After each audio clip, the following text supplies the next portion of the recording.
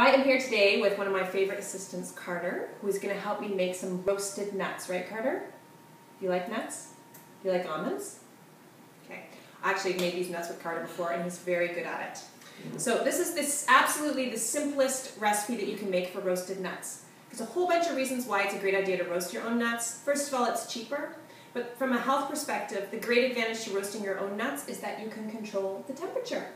And so when you can control the temperature, what that means is that you have a better chance of protecting the unstable fats that are inside those nuts that are so good for you. The higher the temperature that we roast our nuts at, the more chance that those fats have actually been damaged and become, in effect, unhealthy for us. So what we're going to do today is just do some almonds. Super easy. One thing most of my clients don't know is that you should always keep your nuts and seeds in the fridge. Again, that's because of the unstable sensitive oils that are inside those nuts and seeds. Most of the time, if they're subjected to light and heat, that can damage them. So always keep your nuts and seeds in the back of your fridge. Maybe grab a basket like I have and just fill it up with everything. Okay, what we're going to do is we're going to dump our almonds in here. Want help? Can you do that? Okay. About 3 cups of almonds. I'm just going to make a smaller batch today, but basically this recipe is hard to mess up. And then we're going to take this wonder ingredient that I use in almost all of my recipes called Bragg soy seasoning. A bunch of reasons why I like this.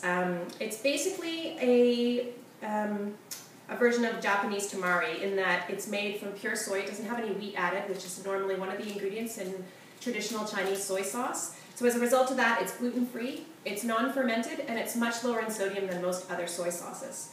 So what we're going to do is we're just going to, if you were using my 3-cup recipe, you would take about 1/4 cup of this and mix it in. I'm just going to do this squirting, and then I'm going to get Carter to mix it up with his clean hands.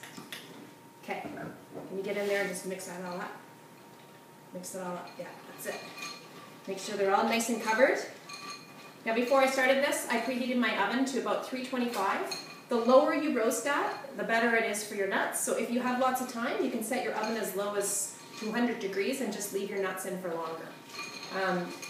Usually I roast at about 300 or 325, and I roast for about 10 to 15 minutes, depending on the temperature. So these are just nicely covered now with that soy, and now we're just going to spread them out on a tray, which I have put a piece of parchment on, but you don't need to use parchment. You can just put it right onto a baking sheet. Just going to spread them out. Can you help me spread them out? Nice. All nice and even. And then we're just going to pop them in our oven. Set the timer for 10 minutes. Thanks, dude. Oh. Okay, so we've taken our nuts out of the oven now, taken them off the tray and put them in a bowl to cool. You'll notice when you first take them out of the oven that they're still a little bit wet and they're not crunchy yet. As they dry and cool off, they get nice and crisp and they're ready to eat. Enjoy!